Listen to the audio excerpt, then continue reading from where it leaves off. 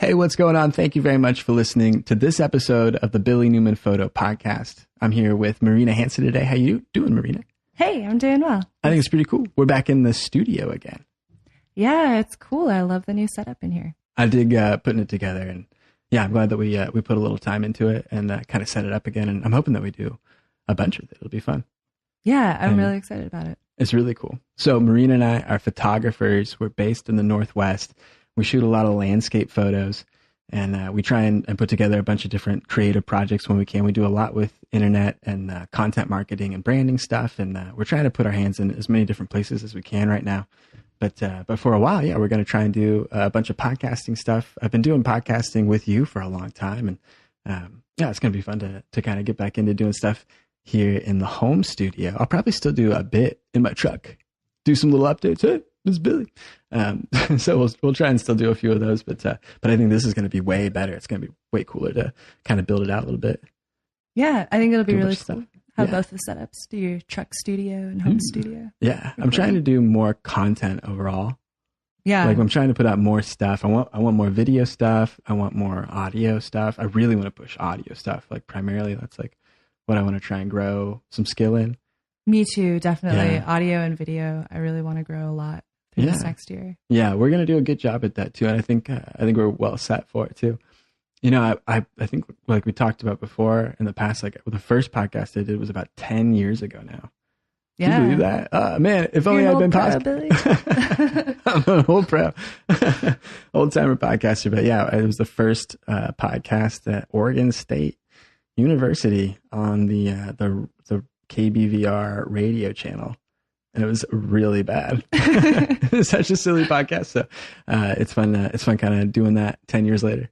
Yeah. And still seeing it like grow and grow and grow. And I remember like when I went in to tell them like, hey, I want to do a podcast here at KBVR. And they were like, huh?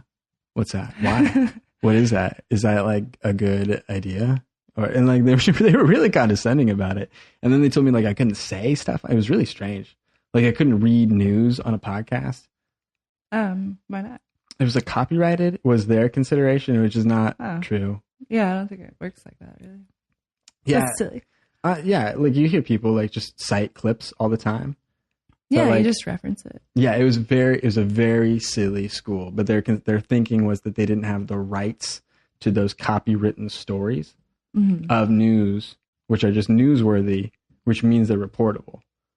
Right. So like anyway, it was always a goofy thing with those guys. They always like had some silly reason. Corvallis thinking, you know what I mean? Where it was like, well, we'd rather just not do this. There's always a lot of it. So yeah, 10 years ago, that was the fight of doing podcasting stuff. It was fun. I did like a bunch of those for a year and a half. I got some credits and stuff for them. That's really cool. It's cool you're so on top of it. Doing so much. So now for this photo podcast, I want to do like a more personal stuff. This one, I want to do more personal stuff about like the photos that we're working on and editing and stuff, the little projects that we're doing, the places we've been, kind of like a journal about stuff that we've been doing. And I want to talk about like the marketing stuff we're working on and just sort of like the changing projects that we go about with. Yeah. It's fun. But then I want to try and do some more podcasts, or I want to try and like break it out a little bit and do some other stuff about, just about other things in the industry, which would be cool. We'll talk about it more, probably another podcast in the future, but it'll be cool. So we've made like a big switch over the summer, and like I've been talking about on the podcast, over to like the Sony lineup, which has worked out, I think, pretty well for us. I think it's been cool, like using the Sony camera systems for a couple months now. Yeah, I've really liked it. It's been cool having a completely different camera setup. Yeah, see, we were working with Nikon for the longest time. Like it was probably about 10 years ago also that I bought my first Nikon camera, and that was like a D40. Before that, I had used a couple others, but yeah, that was like the first DSLR system that I got to get into digital photography.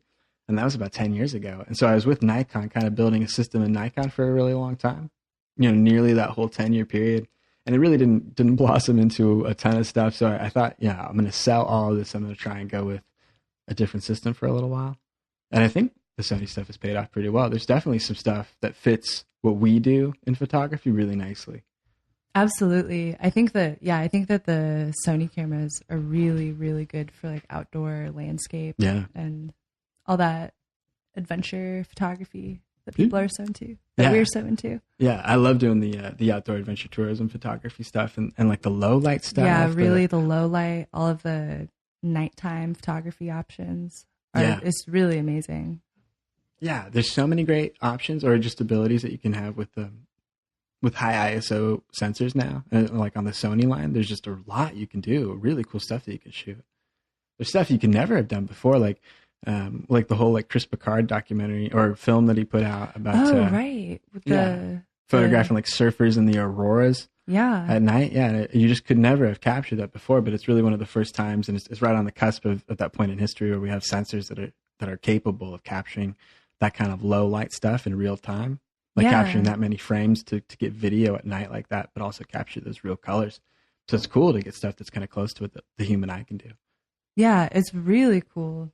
It's really amazing shooting with it and seeing that really, like you just said, it's capturing really just what you are able to see with your eyes. Yeah, it's a really fun part about it. And then that's also what's so cool about being like our age and being photographers is we're going to get to kind of grow into some of this technology as it really starts to mature over the next like decade and 2 decades.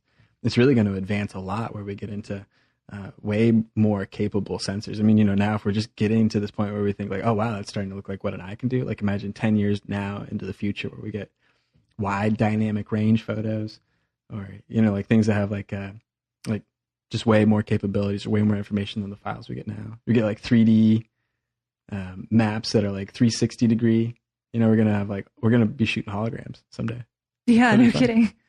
It'll be cool if it happens. I don't know, but it's fun that, working with the Sony stuff and kind of transitioning into something that's a bit more of a modern camera system. For like a long time in the last couple of years, we were shooting with a Nikon D3 system, and which was great. And that was kind of the first time that we were working with full frame cameras, right? Which was a big upgrade too. I mean, outside of the film work that we did for a long time, working with full frame digital was a big upgrade. And then now working with video, which is a silly thing to talk about. It sounds like 2009, but I'm really excited. Yeah, having a DSLR, or now not a DSLR since it's not single lens reflex. These mirrorless ones are interchangeable lens cameras. Right. I saw that it was written as that in some articles that I read. Yeah. I was like, what? An interchangeable lens camera. Yeah, it's kind of strange, but yeah, I've liked shooting with it and kind of changing over to that.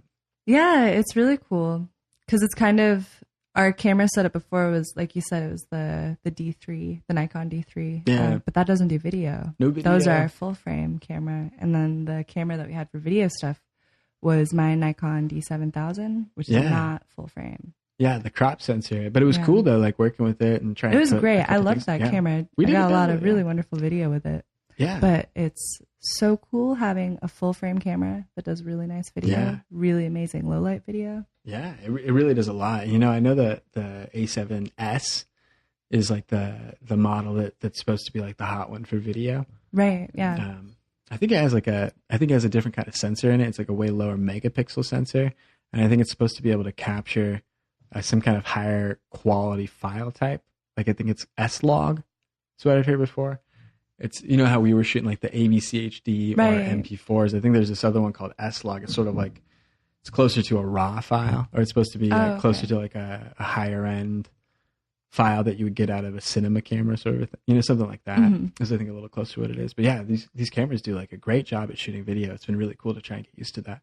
And man, like compared to what you could do years ago, it's astounding what you can do. It's awesome. So it's been cool switching over. But see, the thing is like we have an A7R. I think this was modern technology in 2014. If that sounds right. Maybe it was 13, but I think it was like 2014 that this one had popped out. And it's a fantastic camera. I really appreciate it. I mean, we were living here at that time. It doesn't seem like it's that far in the past. But there's been a lot of advancement even since then, and especially from Sony as an equipment manufacturer for cameras. And I think you were doing some research about that, and you pulled up some great notes about like the A7R 3 release that was just announced. Right. It's pretty cool. We had like the A9 announced, I think, earlier this year, which is also a really interesting camera option. Like it's the more fully professional version of a Sony interchangeable lens camera. Right. Yeah. I think that's what it's supposed to be. But there's a lot of interesting stuff about the A7R 3 now that could be pretty cool. I think it's a new battery type. Did you hear about that? Yeah, it's like a higher capacity battery system now. Yeah, which is great news because those batteries suck. It's really that's what I don't like about this cameras. Yeah, for as much as screen time as it uses with the it fully makes active sense back that screen. it would use so much battery. Yeah, and for the types of files that it's writing to a disk, I mean, if you asked like your laptop to transfer 40 gigabytes of, like when we shot one of those weddings and we burned through a battery, it's like, well, we did write 32 gigabytes to a card pretty constantly. Yeah, yeah, we wrote video like constantly. So I guess it must take like some amount of electrons to want to run that, to charge it. So it's amazing that it can do it, but it's really awesome and necessary that the A7R 3 gets the upgrade of having a more stable battery system. And that's really been one of the downsides of the Sony system for a long time. The other upgrade that they've been talking about was improved autofocus systems. Like it was a faster autofocus. They're really, I don't know anything about it though, but I've been upset with the autofocus system so far on the A7R. I think a lot of people have complained about that. It's one of those weird things where I think it has like a gajillion autofocus points, but just they're not like fast. Do you know what I mean? It's like it's like it has them, but they don't like operate. Yeah, they don't respond the way that they're supposed to all the time. It doesn't seem like it. I mean, I suppose it was supposed to be kind of a slower autofocusing camera. I don't really know what changes the dynamics of what makes it like faster or slower, but man, yeah, it was definitely behind some of the competition on Canon or on Nikon of like just being in focus. Yeah. And maybe that's an issue that we have with our camera. It could very well be more prevalent with this one. But I noticed like with the A7 II that we had for a while, that seemed to like pull focus a little faster. Yeah. It seemed to like work a little bit sharper. It seemed like the second model. And I bet the A7R 2 is probably similarly a little bit quicker at it. I know that it was supposed to have a new autofocus system in it. It was like a 500 point autofocus system that was supposed to be just kind of across everything. It was supposed to be a lot better, is I guess what I understand about it. I don't know what it was supposed to be really, but now this one's supposed to be better than that one. That's what I heard. I heard it was supposed to be pretty comparable to the A9, I think. That's great. I mean, I hope that it's decent or acceptable. And it's really cool that it's coming out soon. I think we're probably likely to hear an announcement of an A7 or an A7S3, an A7S3 instead of an A7R3. Yeah, I think we're going to see like an upgrade to that one also sometime in this next year. And maybe an A7 III as that goes too, with this upgraded battery system. Sure, yeah. Maybe an upgraded sensor or upgraded sensor options or something. But it seems like maybe they're on track to do something like that in the next year. I think they kind of spaced their announcements out a little bit. Yeah, they're quick with it, or they have a lot of announcements. Yeah. It seems like that, or just like through the last few years, it seems like so many things have been updated. Oh, totally. A lot of times. I totally agree. Like quicker than Canon comes out with things, quicker than Nikon comes out with it. It seems like it's going pretty fast, though. I do remember like 2000, like 2001, 2, 3, 4, and 5. Man, it really exploded during that time. Like it was just boom, boom, boom, a camera like every 6 months or something. It seemed like to get that many iterations out that quickly. It was like because they were just populating the whole market channel for the first time with digital cameras. So they had to make the professional one, the intermediate one, the beginner one, all at the same time for the first time, and then again like a year later. So it was just like every couple of weeks it seemed like there was a new camera system coming out. Yeah. And yeah, like I mean, if you imagine like how much change there was between 2000 and 2007 or so, that was a huge growth, in camera stuff during that time. It was crazy how that was, and now like we're kind of thinking like 2010 to 2017, let's say. Sony's definitely come a long way. I think in 2010 they were working on like the early NEX mirrorless systems, those crop sensor systems, and that was kind of the predecessor to the A6000, A6500, whatever they have right now. That's out, but yeah, it was interesting how they've kind of progressed so much, and then really built out the interchangeable or the mirrorless systems. Because for a long time in the 2000s they had sort of a mid-range Sony line that was built by Mamiya, I think, or not Mamiya, some other camera manufacturer, Minolta. Oh, Minolta. Okay. Minolta made Sony DSLRs, I think, in the 2000s. The other A series, like the one that we gave our friends, like that was, I think, a camera that was sort of constructed by Minolta as a manufacturer, but it was sold as a Sony system and sold with Sony branded glass. I don't know. Sony was looking for a camera system, but I think that these are now like more in-house Sony systems, and they're much, much better. You know, like that's why like Sony DSLRs was never really something you heard of back about 10 years ago. Right. And then now, like the next point that you'd brought up is that Sony is overtaken Nikon as the second company in the U.S. for full frame interchangeable lens camera sales. Yeah, really interesting. I heard another thing. There's a photo, I don't know, some photo convention over in New York, and there's like two big booths. It was traditionally Canon in a big booth, and then Nikon in a big booth. This year, not Nikon, it's Sony in that spot. Man. Yeah, Sony's taken over in that spot. Sony's announcing the A7R III. I think Nikon had just had an announcement. You know, they're at the place, but they're at a different booth, or they're somewhere else or something. And so it's interesting to kind of see that changeover from so many people, sort of moving away from Nikon stuff and moving into some of this interesting Sony equipment that's been coming up. It's really interesting. I mean, we really noticed it, I think, too, just when we were selling off our Nikon stuff and getting new Sony stuff. We saw a lot of other people seemed to be doing the same thing. Oh yeah. Yeah, it definitely seemed like that. And when I cruised through KEH, it really seems like Sony camera bodies are really hard to be found. You know, they're pretty hard to come by. So there's definitely a demand for it. Yeah. It's interesting to see kind of how that shift is happening, or how it's occurring. It's really interesting. I see a lot of people using like the A6000. Yeah. Also, or like the not quite professional level ones. I see a lot of people using just Sony cameras. I think that was one of the highest selling cameras of the year that it was produced.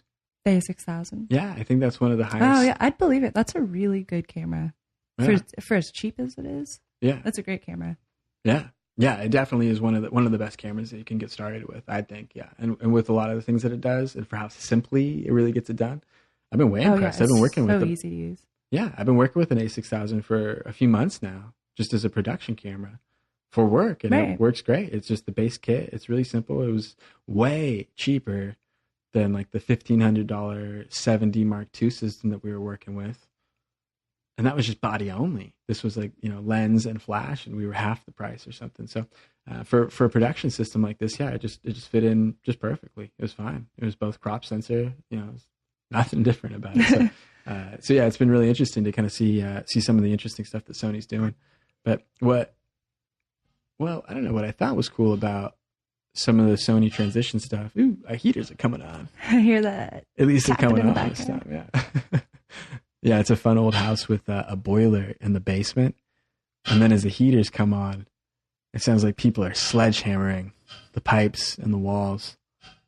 Maybe they'll pop the sound filter or the noise gate that we've got.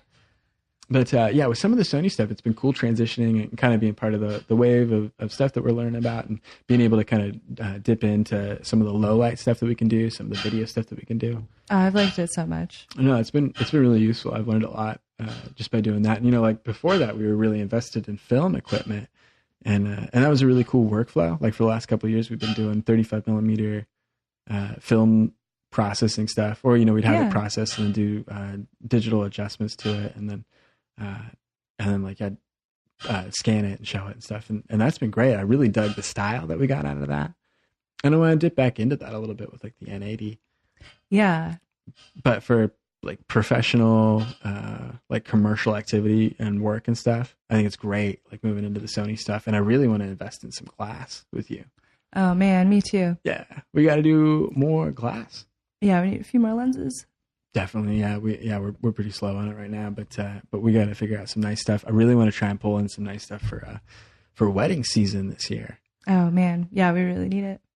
Yeah, I really want to try and figure out some stuff for like the spring and summer wedding season. When we get closer to that, we got to get like something 2.8, some 2.8 zoom.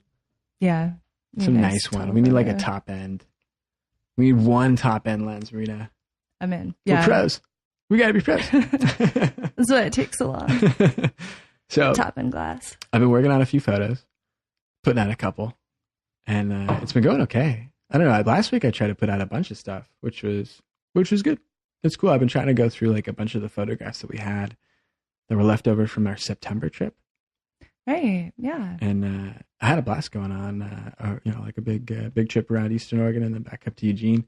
And we got a bunch of photos from it, but I haven't really been able to cut through most of them since we've gotten back.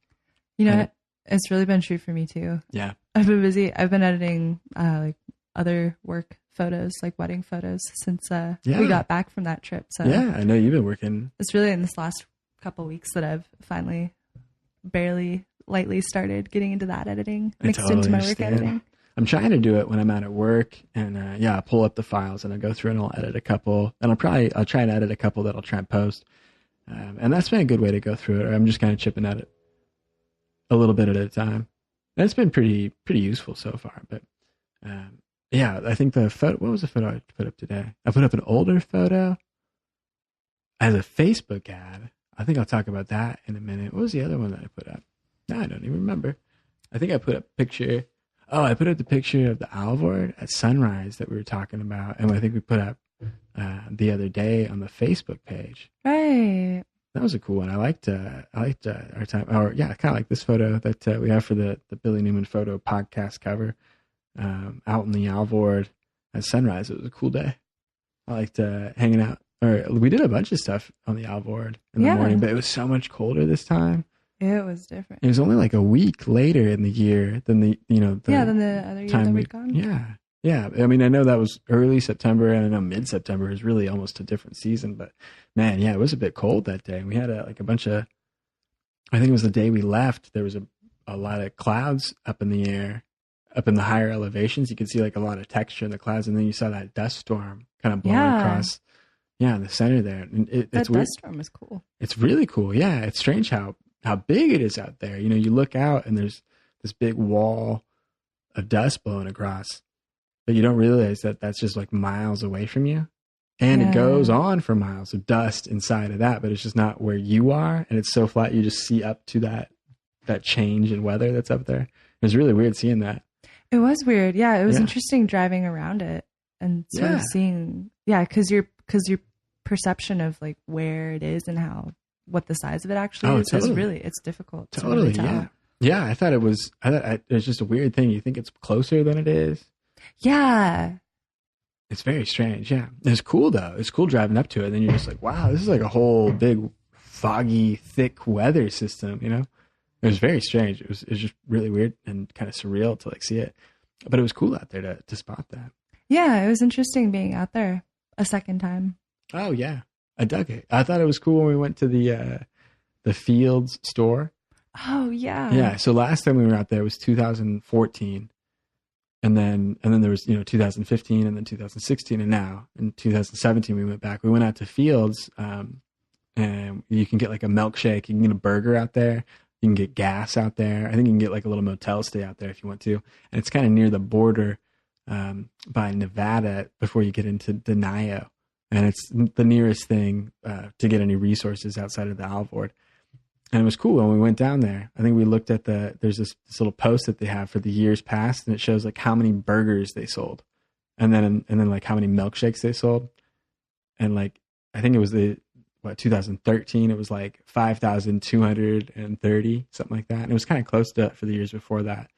And in 2014, it was about that, the year that we went. And then the year after we went, it was like 6,200. It was like 1,000 people jump or something. Yeah. And then it was like 6,500 the next year or something. So you're like, whoa, that bumped up like so much. There's a 20% increase in traffic through the Alvord area just since the time that we started coming here. Yeah. And it was weird. You didn't see that jump in the period before. No. It was really consistently like about that same number. Yeah. It was in like the 4,000s or something like that. So hamburger sales, that's my metric to figure out the traffic through the Alvord area. But it was interesting. It was really interesting. It was cool. I was kind of surprised. Now thinking about it, I want a milkshake and I want a cheeseburger. I want this. That sounds good. Might have to work something out Might have after to our work something out, podcast. I think we might have to wrap this podcast up.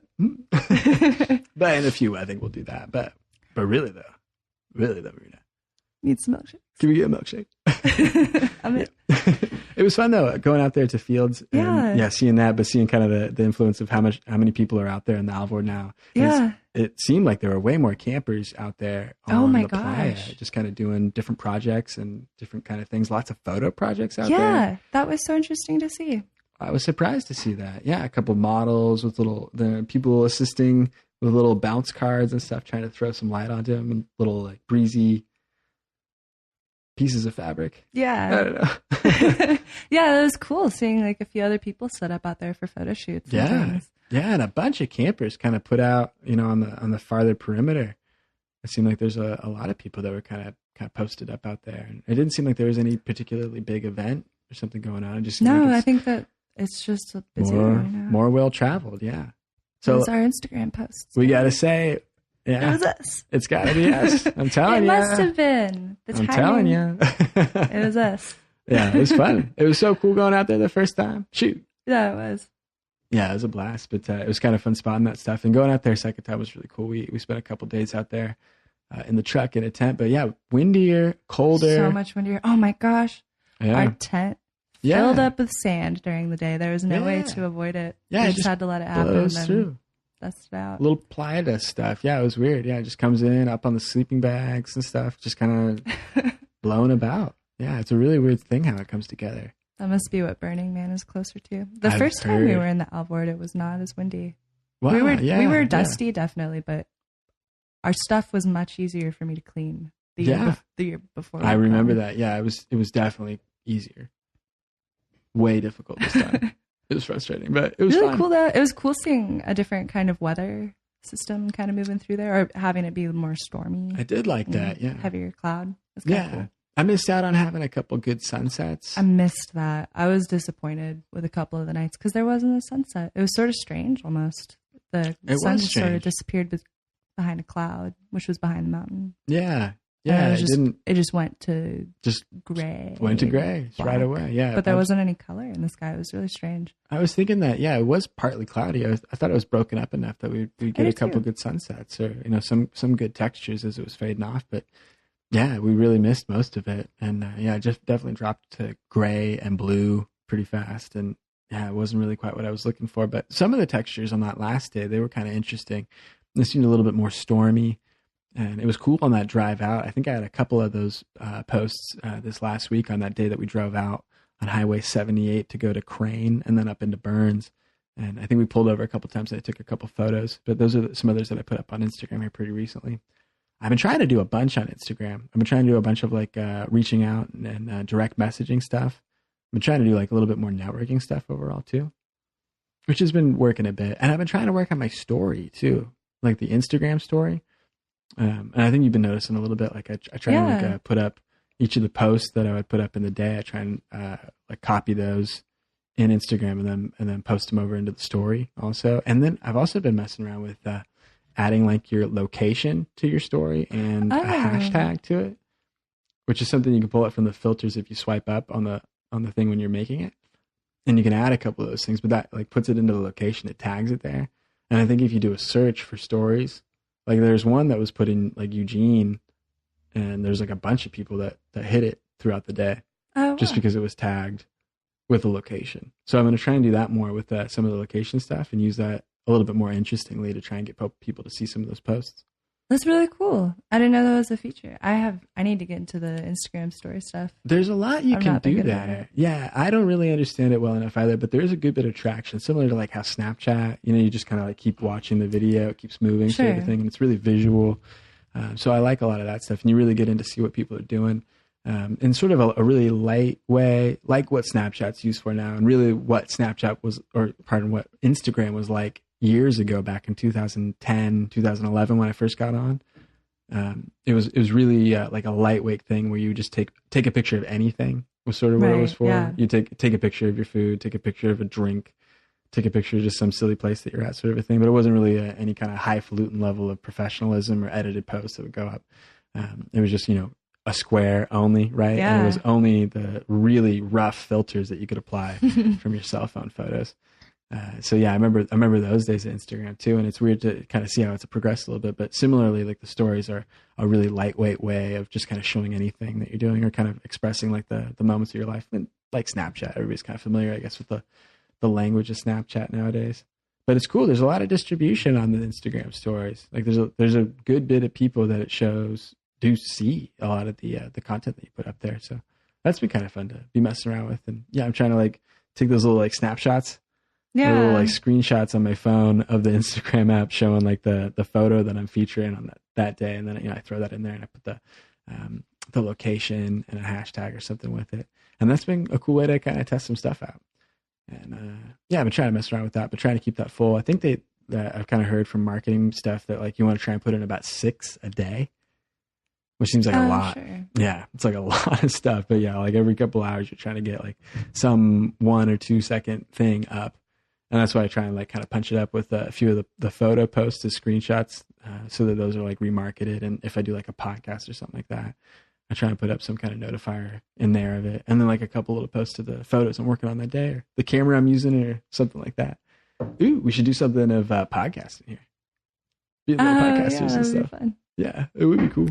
But yeah, Marina, thanks so much for doing like a bunch more podcasting stuff. I'm so happy to be doing it. You talking about I really like being little projects. It's more audio stuff. I think it's really cool. Audio is going to explode in the next like year or two.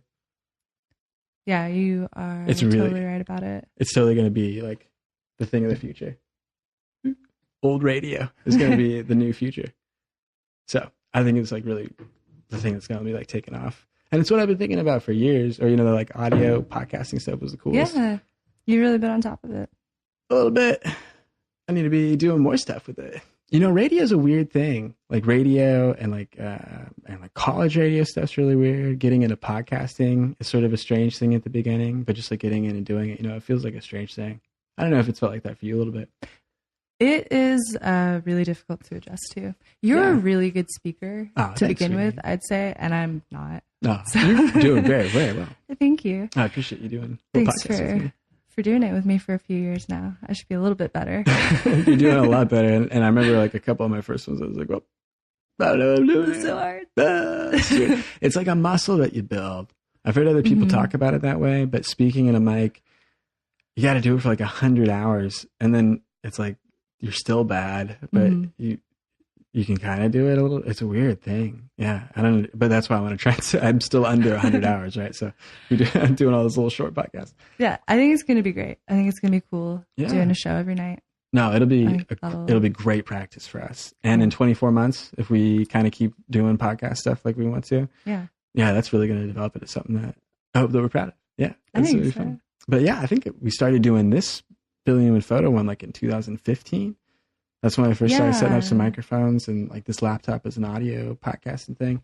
So it's cool to have it go through a couple different iterations and sort of develop a bit and get to use the studio more and get to develop it more. But I think it's going to be cool putting up more stuff and using like this on our website, on iTunes and on YouTube, on Facebook. Everywhere. Ooh. Yeah, I think it's really cool. Thanks for being my producer. Yeah, thanks for training me to be a podcast producer. I'm so excited. Ooh, yeah. I want to get into some sound clips with you later. Oh, yeah. Let's cut in some sound. Some stuff. That'd be a cool idea. We should goof around with that this week. We should try and find some cool sound stuff and try and settle on some stuff. Yeah. Next week, this week, I don't know. Pick some sounds for our shows. Ooh, yeah. We got to get fresh sounds. I want to do more. Yeah, that's what I'm talking about. I want to do just a little bit, but I want to do just a little production. Yeah. I'm so excited about it. Yeah. Maybe it's silly, but I like that part. Oh, yeah. No, I do too. I love it. Yeah. Together. I like it. All the other podcasts that we hear with, production elements that come in that, that makes it. It's great. I dig it. So it'll be fun for us to kind of do some of the same stuff with it. But I think along with all the content that I've been putting up, like on Instagram, like the content that I'm putting up, we've been just now starting to mess around with boosting posts and with working with Facebook and the Facebook page system and the advertising system. And I think I've been learning a lot from that just in the last 2 weeks or so. Yeah, I think it's so cool and valuable that you've been getting into that. Oh, yeah. I think it's definitely super valuable. And it seems like it's really effective. It's really which effective. I like about it. That's Yeah, cool. for the day and date, for the age that it is right now, for the attention that Facebook has, like for the population that Facebook has using it constantly. Twitter is not the deal. Facebook is. Facebook is great. Every grandma, every dad, everybody hits Facebook one time a day or a couple of times a day. Really, the data shows a lot of times a day. And so there's just so many opportunities for an impression of your ad to be seen or for your content to get promoted to the right audience. And there's so many abilities for you to target people with the data that Facebook has. So you can really get down and find audiences that you couldn't have before. Even just friends of friends sort of a thing. That's a great audience for me to start with, but just being able to like put your stuff in there and get your content promoted to your entire audience. That's a new thing. Or not it's a new thing for me, I suppose, but because Facebook once allowed you to promote that much content to your entire social feed, you used to get a lot of engagement. But now, because of the algorithm, it kind of tailors unpaid content back a lot. Right. In the feed if it's not being shared a ton or if it's not super interesting. And then now to get it higher ranked in the feed, then, you pay this $5 amount and you get, a value of that for your impressions that you buy. And it's cool. It's a good advertising system for boosted posts. And there's other stuff that I'm not really sure about that I want to try and talk to more people about to put some of those pieces together. But I'm trying to understand some of the ideas around working like an advertising campaign. So there's boosting posts, which is just the content that you would post regularly into your feed. I'm trying to do that with like portfolio level photographs that we have or just other fun photo content that we can put up. Like the most successful one so far was one of the first ones I did of a cabin in the woods up in the Wallowa Mountains. Beautiful spot, beautiful little cabin area up next to a really cool kind of alpine looking mountain. And so I get why it was kind of an attractive photo to be advertised, but it was interesting, like how effective it was. It was cool to kind of see how much of an audience it could get to if it was promoted a little bit. And it's interesting too, if you could put a good bit of money behind even a single post, it really delivers it to a really large audience. And if that audience like appreciates what you're doing, like you do get a drawback of people interacting with the content or people liking your page. And all of that kind of eventually turns into the value of a larger brand or a larger network. And there is like a lot of value in that I think we could build maybe over the next 24, 36 months. Yeah, while it's still good. It's still going to be a good deal. Like Google AdWords now, it's not really as good as it was back in like 2000. In 2000, we should do Google AdWords. But in like 2017, we should try and do a bunch in these Facebook advertisements, Facebook boosted posts. I'm really excited for it. I think it's a good way that we could build a cool part of our content media photo business. Yeah, I love it. I think it's so cool being able to, because this is something we talk about, being the challenge of being able to actually find and connect with an audience. Yeah. And it's really cool being able to actually reach more people who would want to see our stuff. Yeah. There's some math to do on it, but like paying for distribution is really worth it. Like absolutely. It is cheaper if you think about it for time. Like say it would take 10 years to build an audience. That would be an equivalent size that you could make some money on.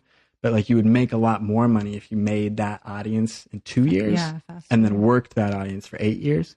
Does that make sense? It's like some kind of like compound math of how big something is. I don't really understand it, but maybe that's a salesman talking about it. But it seems like the benefit of it would be now and like working faster now. And I'm really excited for it. I think it's cool. I've been trying out like a couple different ads and different promoted pieces and stuff. And it's kind of interesting figuring out like what works better, where to target stuff.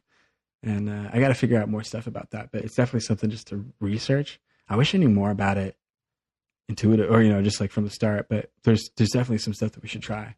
I wish I could afford it is really the thing. I want to try and put, like $50, $100 behind like each of these more impressive posts or more the things that seem to like catch on better with people. Sure. Yeah. And I want to try and like put like a bunch behind it and then try and like get a better market demographic selected so that new people get to see some of this work or see some of these photographs and then, like come on or, join or communicate.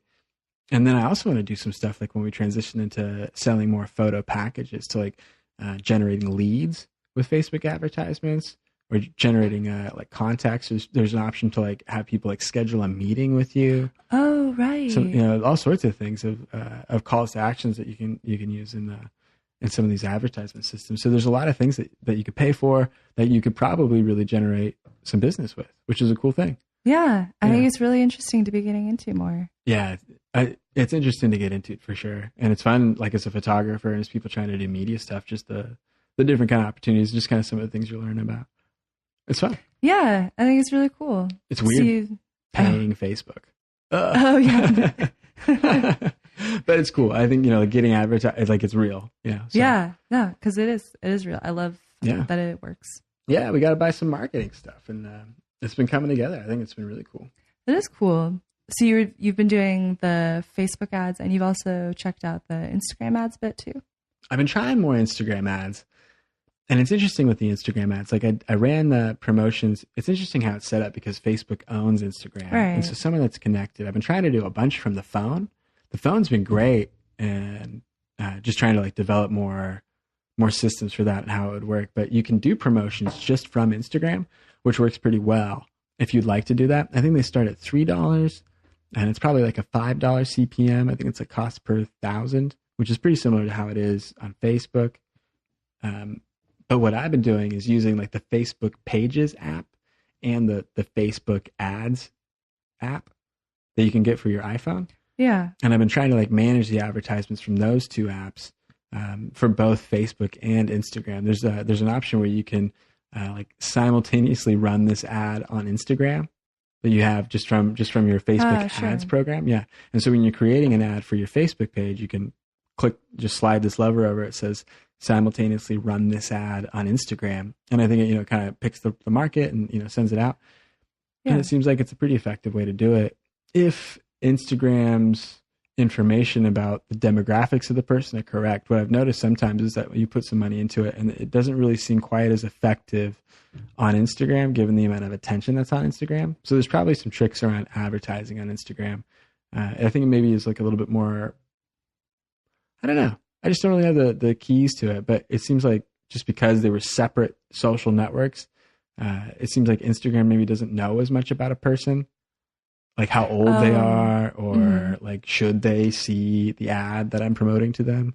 Yeah, it seems like it gets it a little wishy-washy sometimes. Facebook is really tight. Have all of the information, and what that means is that your cost per impression is lower, so it's more effective for your money. I think is I think a little bit of what I've been understanding, but I'm not really sure. I'm just kind of experimenting. I've done it twice.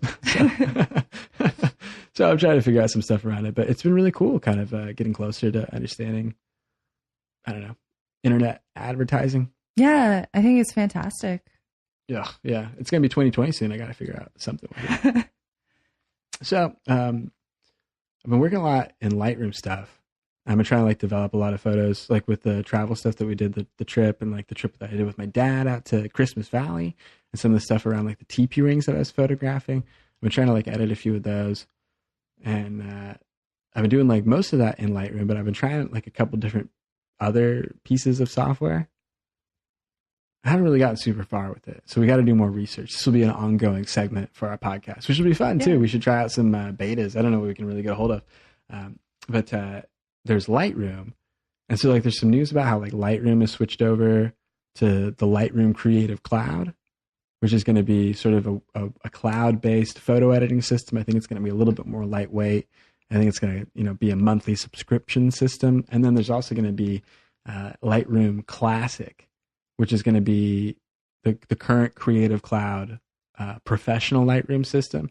And I think that's going to be like your disk management system, like how to put files onto your computer hard drive and how to edit them and then how to like process them out and put them somewhere.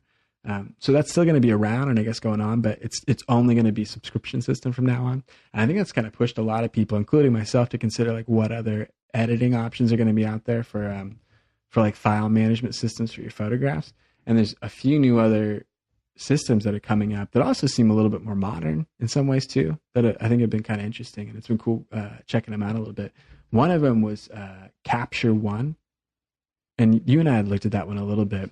Yeah, you had shown me that one a little bit when you put it on your computer. It's cool. I want to learn a little bit more about it. I know there's a lot of content out there about it. There's the Phase One camera system. Have you heard about that? It's like a little bit medium format digital camera system. It's real expensive, real nice, apparently. I only know like a little bit about it, but those RAW files, they're really immense medium format digital RAW files. And so to process those, they kind of constructed their own editing software. That was this Capture One software. And I think it was supposed to be a more modern system of rendering your raw file adjustments. And I think it was supposed to be kind of tuned specifically to the raw files produced by this Phase One camera, which is an interesting piece of software. You know, it's really technical, and I see like a lot of professional photographers kind of not shifting over to it, but at least I see it popping up a little bit more in sort of a higher end fashion system, or like people that are using Phase One systems, or a lot of Sony systems. Because I think it's sort of specific to the camera raw file that's produced.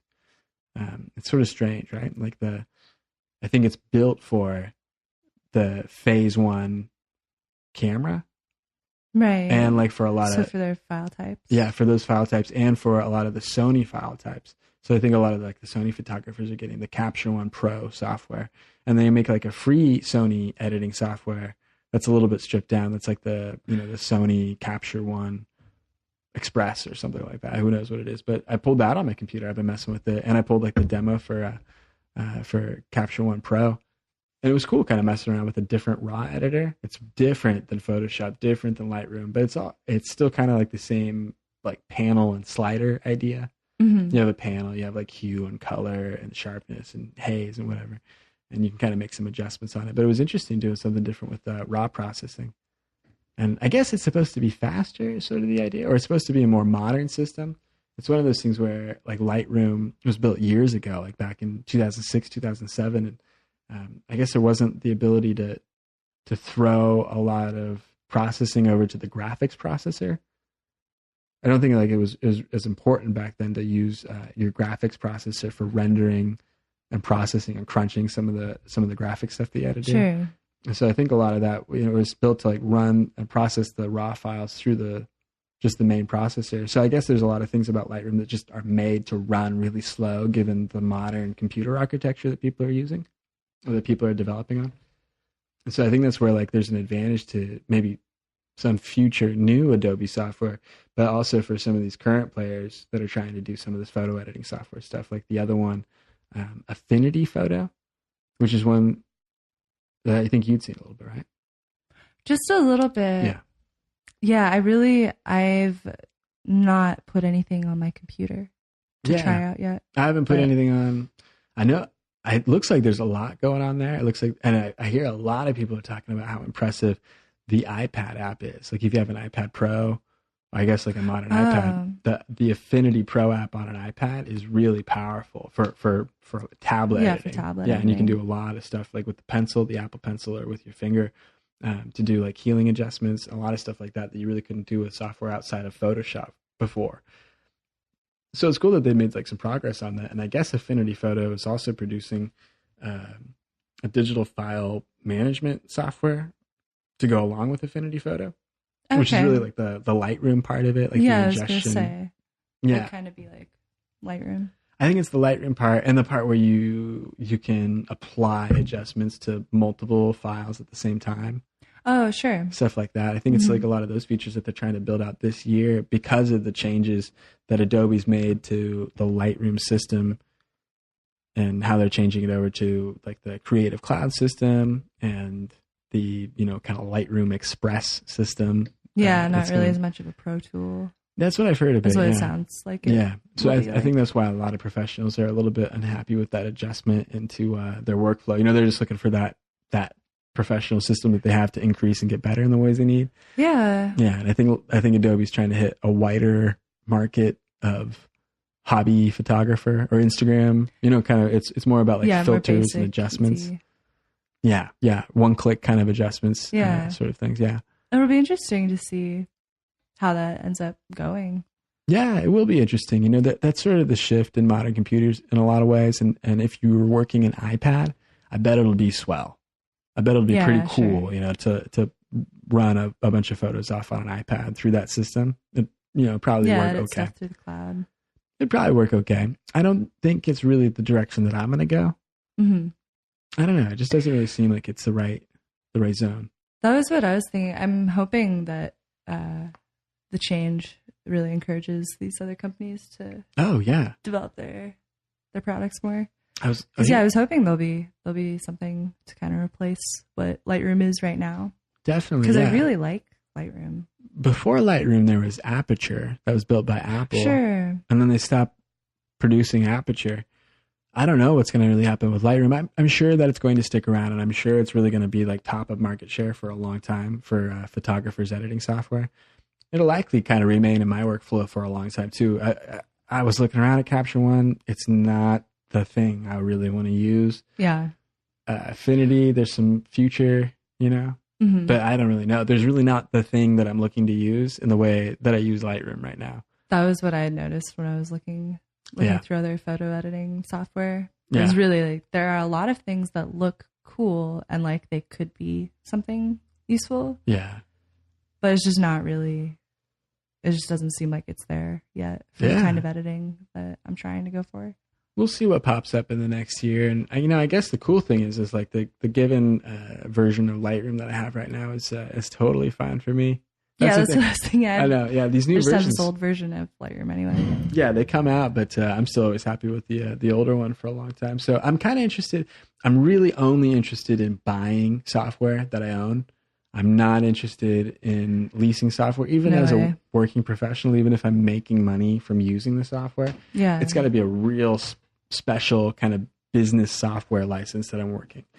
But it can't just be. I don't want to rent software. It can't be my color correction software for my photographs. I need to own that. I need to own that database. Yeah, it's that really kind of thing. Yeah. And for as much as I'm working it, I think I need to have it. It's not a service. Right. Yeah. It's just something that is part of your daily workflow. I get paying for storage, paying for a website, paying for hosting, paying for processing, something like that. Mm-hmm. But yeah, I don't want to pay for the thing in total if it's just raw processing and color correction and cropping and exporting of a file. Like there's a lot of image editing systems out there, and everything I can do on an older system. But I'm interested, if we go forward with some new software, I'm interested in trying like Affinity or one of these other more modern just buy outright systems. It's like it's like $100 or something. Like there's Pixelmator Pro. That's a new program coming out. Yeah. And that's supposed to be kind of a Photoshop level replacement for stuff. I think that's like definitely when you're like working with layers, working with, textures and stuff. Yeah. You can do a lot with it. Yeah. I think that I had looked at that one really briefly. And that one is more like Photoshop. Yeah. Or has more of the like Photoshop capabilities in it. Yeah. I've heard people are really into that, or like really surprised with the level of quality that they can do it and the speed that they're able to process that stuff. As like what we were talking about, it's built to work on Metal. Like I think a couple of these things that we've been talking about are Apple apps, and I think Metal is that system where it writes really quickly to the graphics card. Right. Yeah. So what is that? I can't remember the names of it. These graphic layers, these graphic options that used to work. But yeah, this is supposed to be like a way faster system of processing some of that graphic stuff. And I guess it's supposed to be a big benefit. But that's the sort of thing I want to try out with you, is that.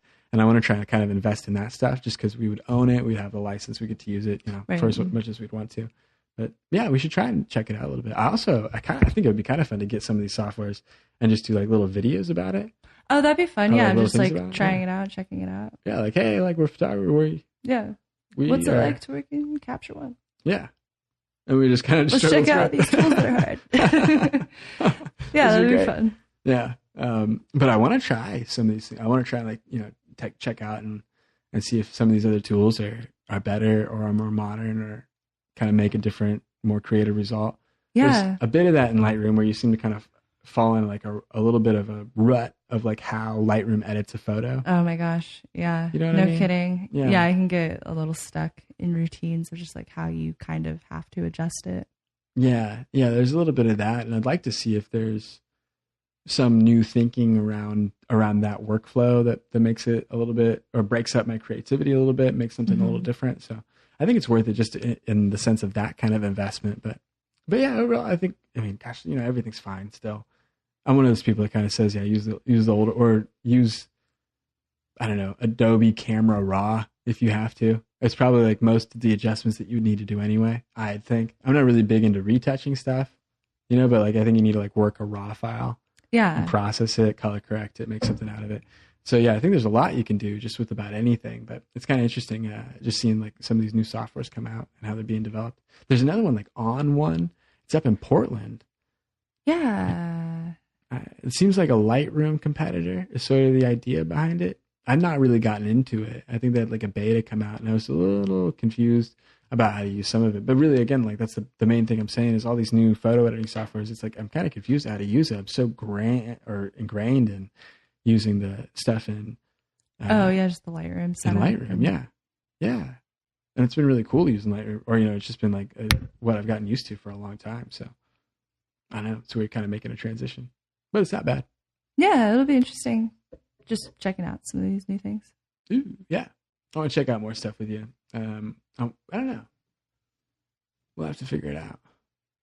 We got to figure out some new editing stuff. It'll be fun. But really, I think for a long time, I want to jump into a bunch of these raw files that we have from the last month or so. One of them is I want to try and compare presets. This is something we haven't really done much before, but I want to try and get into some presets for Lightroom stuff. Yeah. And I want to try and do a little investment into like Affinity or into Pixelmator or, one of those other alternatives. And I think with Affinity, at least there's a bunch of preset systems for the photo editing stuff there too.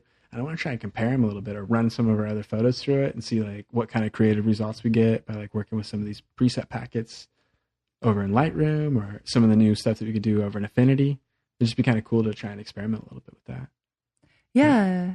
I think that would be cool to get into the preset stuff a little bit. I see that as like a huge part of a lot of photographers' workflow. Yeah. I think I'm curious about like what that is like to use. I'm pretty interested too. I see tons of people on Instagram kind of promoting their preset systems. Oh yeah, selling their preset packages. Oh yeah, a lot of that. I see a lot of those. I don't know if I'll do that so much as watch a YouTube video about how one built such and such preset package. Maybe that's a little bit more what I'm interested in. Yeah, there's lots of stuff out there we can find that could kind of be a creative start for us to find something to do. But it's interesting to see that the levels of editing that go into some of the color corrections that happen on these photographs. Oh, yeah. Yeah, some levels of editing that I'm not really familiar with, really. So I guess there's a lot that I should learn about it, Really? Like, that's a big part of why I'm interested in seeing other people's preset packages. Yeah. I just want to understand for presets that are for photos that I think look better. Oh yeah, or like good. Right. I'm just interested in seeing like what does that look like. I'm trying to figure. What does that out look too, like when someone else is putting a photo together like that? I'm really trying to figure that out too. Yeah. What is the system of stuff on the side that you're looking at? What are the adjustments that are going on? Like what hue and tint stuff is being pulled around? Mm-hmm. It seems like there's a lot of stuff going on in there. Or like there's a few kind of granular changes into color correction stuff that I'm probably not getting into in my photographs. And I bet there's a lot of stuff that could be pretty cool. Yeah, I think it would be really interesting to get into. Yeah. I want to do some reimaginations of some photographs that I have. Yeah, I've been going back through really like my portfolio, I guess, and trying to reevaluate what my best photos are and also just re-edit a lot of stuff. Oh, that's a great idea. Sharper. Yeah. But yeah, I'm trying to get into better, finer editing. See, yeah, I'd like to try and figure that out too. Yeah, I've noticed that that's like an element of the post-processing stuff that I really want to get into in a heavier way. It's like the level of editing stuff that I'm able to do, or just the level of choices I'm able to make when I get into something like Lightroom or Affinity in the future. So it'll be cool. We should really develop on that. It'd be cool to try and push ourselves on that a little bit and see if we can learn some new tricks or something new it'd be to cool do. To get into. Yeah, man, I processed probably 200,000, 300,000 photos in the last couple of years. I'm just like exporting stuff in it. But so with that, I don't know what I did, or there's really not. It's just sort of automatic, or like there's just a lot of things that like aren't. So I don't know. Yeah, it's a weird thing like of just kind of like moving through Lightroom for a long time. Yeah, I know there's a lot of stuff that you probably kind of just like auto work through. Yeah. Or I know that's how it is for me with a lot of pictures. And I think I don't spend as much time on. It's like when Tiger Woods was playing golf and like halfway through he needed to get a new coach for his swing. Mm-hmm. I don't know anything about golf, but yeah, you gotta get like a new coach because he was like hurting his shoulder because his swing was wrong. So he needed to like correct his swing, but it's one of those things where it's like muscle memory, right? It's like so ingrained of like the way you do something, how you hold something. So it takes a lot to kind of break that habit of yourself, that muscle habit of yourself, and then kind of figure out a new way do the thing that you do. So I don't know. We gotta kind of break ourselves a little bit, but I want to do a bunch. Like as we get more and more into wedding photographs, I want to try and figure out some interesting stylistic things that we can do in those photographs through our post processing. Absolutely, yeah. I've been because that's what I've been doing for photo editing. Yeah, mostly the last couple months is a lot of like wedding photo stuff from work that we've been doing. Yeah, and yeah, I really want to get into more of a stylized way of doing that. I want like something to that's too. a little bit more of a particular kind of quality. Yeah, I really like that. Because our photos are awesome. They look so good, but I want to, and really, I mean, that's kind of what I like about going back to like the Sony cameras and stuff. Like they don't even have to be edited. They look beautiful already, but I want to get into making them look a little bit more like a style. Yeah. Not just that it's a really beautiful photo, but that it's like brand. I want to work with that in a good way too. I really want to be selective about our lens use. Oh my gosh, I know. I think there's a lot that we know to do in that we're not really able to execute on right now for some of our projects, and that's something I really want to change. Where we get some stuff in there that's that right piece. So I really want to focus on that, and I really want to focus on our post processing element on top of that to really get the right kind of texture in the file when we make it, and the right kind of colors, and just that the right photo. And then I want to try and really do a great job in Lightroom or in our post processing stuff to kind of pull that out and make it the most and make it look a little stylized, a little different, and a little better. Yeah, it'll be cool. I think we've got a pretty distinct style with the things that we've been working on over the years, and I want to try and push that visually into just some new directions. So it'll be fun. I really liked it, and I've liked doing this podcast with you, Marina. We've done a pretty solid amount of time here. Thanks for being a little pro broadcaster. Hey, thanks so much for podcasting with me. I like using our studio. Oh yeah, I'm having a great time using it. It's better than sitting in my truck. But a little more setup. Yeah, I dig it. I think it's been having a cool podcast studio with you. Yeah, thanks a bunch for recording with me. Ooh, thanks so much for making some podcasts, making some content. We got to come back tomorrow. Do another one. Show number 2. Ooh. Well, thanks a lot, Marina, for doing this episode of the Billy Newman Photo Podcast. You can find Marina. What's your Instagram handle nowadays? It is Marina Visual Arts. Marina Visual Arts, at Marina Visual Arts on Instagram. It's at Billy Newman on Instagram. For me, it's billynewmanphoto.com to find this podcast and a lot of the photographs and portfolio stuff that we've been talking about today. And you can go on iTunes too. Look for Billy Newman Photo Podcast there and subscribe if you haven't already. Thanks to the one guy that is on Pocket Casts on Android that has downloaded these podcasts. Thumbs up to you, man. I appreciate it. So to everyone else that's listening to this podcast, hope you have a great day. Thank you very much for listening to this episode of the Billy Newman Photo Podcast.